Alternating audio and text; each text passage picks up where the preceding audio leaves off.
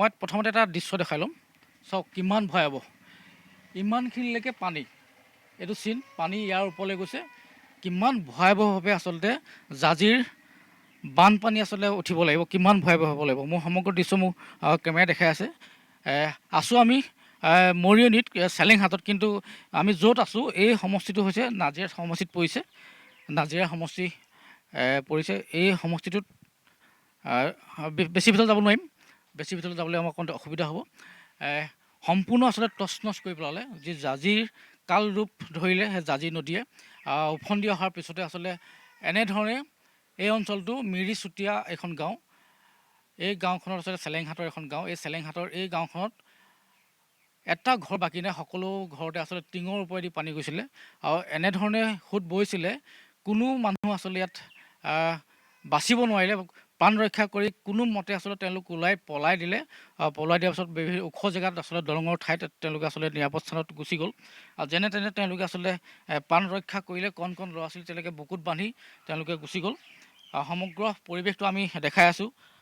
মৰিয়নি যদিও আচলতে এইডোখৰত অঞ্চলটো আচলতে নাজিৰা সমষ্টি পৰে। একেবাৰে বৰ্ডাৰ কাষতে আছে জাঁজি নদী, আৰু এই জাঁজি নদী এইটো পাৰে নাজিৰা সমষ্টি পৰিছে। এই পৰিৱেশ আচলতে এই পৰিৱেশৰ মাজত এই বৰ্তমান যিসকল লোক বানপীড়িত বানপীড়িত লোকসকলে আচলতে এনেধৰণে থাকিবলগীয়া হৈছে। যথেষ্টখিনি এটা ভয়াৱহ পৰিৱেশ। মই ক'লোঁ যে টিঙৰ ওপৰেদি পানী গৈছে, টিঙৰ ওপৰেদি পানী যোৱাৰ লগে লগে মই আৰু অকণমান ভিতৰলৈ যাব বিচাৰিম। এইখন আচলতে দোকানখনত একো বস্তুৱেই নাই। লক্ষ টকা লাখ টকা আচলতে দোকানখনৰ সম্পূৰ্ণ বস্তু তছনছ কৰি গ'ল। সম্পূৰ্ণ বস্তু আচলতে উটুৱাই লৈ গুচি গ'ল। সম্পূৰ্ণ খালী, কিন্তু পানী শুকাইছে, কিন্তু ভয়াৱহ এতিয়াও শেষ হোৱা নাই। বানাক্ৰান্ত আচলতে দুৰ্দশা এতিয়াও শেষ হোৱা নাই। সম্পূৰ্ণ খালী, একো বস্তু নাই। লাখ টকা বস্তু নিমিষতে চুৰমাৰ কৰিলে, নিমিষতে শেষ হৈ গ'ল।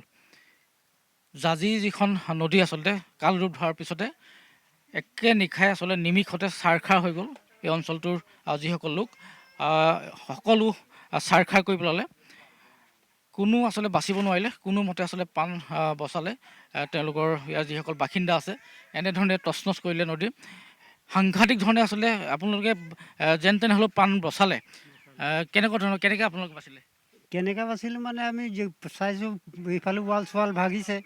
5 মিনিটৰ পাছত আমাৰ চোতালত পালেই পানী। তেতিয়া কাপোৰ কানি এৰি মানুহকেইটাহে পলালৈছিলে।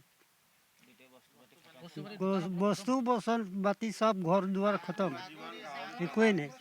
হয়, মই এই যিখন ৱাল, আমাৰ পিছত যিখন ৱাল আছে, আচলতে বানৰ যিটো সোঁত, এই ৱালখন নথকাহেঁতেন সম্পূৰ্ণ ঘৰ তছনছ কৰি পেলাহেঁতেন বানে।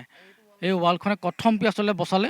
আৰু ইয়াত আৰু এগৰাকী বানাক্ৰান্ত আছে, কণমানি কেঁচুৱা লৈ আছে।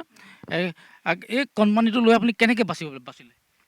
এই সৰু মানুহ ল'ৰাটোক লৈ মানে যেনে তেনে ল'ৰাটোকে বচাব পাৰিলোঁ আৰু নহ'লে আমি বস্তু পাতি চালে মানে ল'ৰাটোক কেনেকৈ বচাম আমি?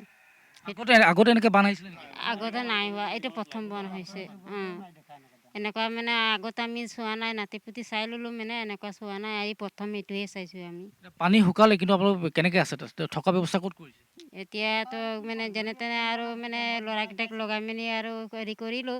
আৰু থাকিব জেগাটো একেলে বস্তুৰ পানী বাহিৰত আছে, যেনেকুৱা যে দিনটো ভাঙিলে আৰু বস্তুৰ পানী কেম্পটোতো খুৱাই দিছোঁ। এইটো কেম্পটোলৈ আমি এইটোতে ল'ৰাকেইটা ভাত পানী বনাই দি এইটো খুৱাই পিনি আৰু আমি মানে এডোখৰ ওলাই আৰু শুওঁ ৰাতি। প্ৰশাসন আহিছে নাই? আপোনালোকে মেডিচিন বা এনেকুৱা ৰেচন পাতি দিছে নাই? দি আছে, মানে সেইকেইটা দি আৰু যেনে তেনে আঁঠুৱা চাঠুৱা লগাই পোনা চোনাবিলাক ধুই মেলি আৰু আমি ল'ৰাকেইটাক লৈ মেলি শুওঁ, আৰু মতা মানুহকেইটা কেম্পত থাকে। হয়, আচলতে খুব ভয়াৱহ। মই ক'লোৱে সাংঘাতিক ধৰণে আচলতে ভয়াৱহ পৰিৱেশৰ মাজত এতিয়াও বৰ্তমান আছে। পানী শুকালে যিখন দিচাং নদী আচলতে পানী বৰ্তমান জাঁজি যিখন জাঁজি, সেইখনৰ পানী ইতিমধ্যে নদীৰ পানী কমিলে যদিও আচলতে কমপ্লিট টিঙৰ ওপৰেদি পানী বৈ গ'ল। আৰু ৱালখন যদি এখন নাথাকিলেহেঁতেন এনেধৰণৰ গোটেই ঘৰ সম্পূৰ্ণ তছনছ হৈ গুচি গ'লহেঁতেন। এনেধৰণে আচলতে এতিয়াও ভিতৰত একঁকাল আচলতে বোকা পলস পৰি গ'ল, কিন্তু থকাৰ আচলতে উপযোগী এতিয়াও নহয়। এইসমূহ আচলতে যদি থকাৰ অৱস্থা হ'বলৈ পাৰে আৰু 1 মাহ 2 মাহ সময় লাগিব। আৰু তেওঁলোকে ঘৰ হয়তো বনাব লাগিব, নহ'লে ইয়াত থকাৰ কোনো ব্যৱস্থা নহ'ব, উপযোগী নহ'ব। এতিয়াও প্ৰায় পলস 1 আঁঠুৰ ওপৰত আচলতে ইয়াত ভিতৰত সোমাই আছে। আচলতে সোমাই যোৱা সম্ভৱ নহয় বোকা ফেনেকি। আচলতে ৱালখন নথকাহেঁতেন দিচাং নদী বানে আচলতে এনেকুৱা ধৰণৰ যিখিনি ঘৰ আছিলে সকলো উটুৱাই, জাঁজি নদী সকলো ঘৰ উটুৱাই লৈ গ'লহেঁতেন। আৰু এই অঞ্চলটোত প্ৰায় 5,000 মানুহ ইতিমধ্যে এনেকৈ দুৰ্দশাগ্ৰস্ত হৈছে। 5,000 মানুহ ইতিমধ্যে বানত আক্ৰান্ত হৈছে। মোৰ সমগ্ৰ পৰিৱেশ দেখাইছে। এনেদৰে আচলতে আমি মৰিয়নি সমষ্টিত আছোঁ, যে আমি নাজিৰা সমষ্টি এটা বৰ্ডাৰত আছোঁ, একদম সীমামূৰীয়া বৰ্ডাৰ। ইফালে মৰিয়নি পৰে আৰু এইটো ছাইডত নাজিৰা পৰে। নাজিৰা সমষ্টিত পৰিছে যে বিভিন্ন ধৰণৰ যিসকল লোক আছে, সম্পূৰ্ণ আচলতে বানত সম্পূৰ্ণ বয় বস্তুৰ পৰা ধৰি গৰু ছাগলী সকলো উটি গ'ল, একো বচাব নোৱাৰিলে। কোনোমতে তেওঁলোকে জীৱনটো প্ৰাণ বচাই ওখ জেগাত আচলতে নিৰাপদ জেগাত তেওঁলোকে থাকিবলগীয়া হ'ল। আৰু এনেধৰণে আচলতে সকলোখিনি মানুহে এতিয়াও পানী শুকালে যদিও, দিচাঙৰ যদিও পানী শুকাইছে, কিন্তু এতিয়াও এইসকল ৰাইজৰ কিন্তু এতিয়াও দুৰ্দশা কমা নাই। প্ৰশাসনে সুব্যৱস্থা কৰিছে যদিও তেওঁলোকৰ কিন্তু এতিয়াও ভয়াৱহভাৱে ইয়াত যেন তেনে হ'লেও তেওঁলোকে এনেধৰণে আচলতে তেওঁলোকে কটাবলগীয়া হৈছে।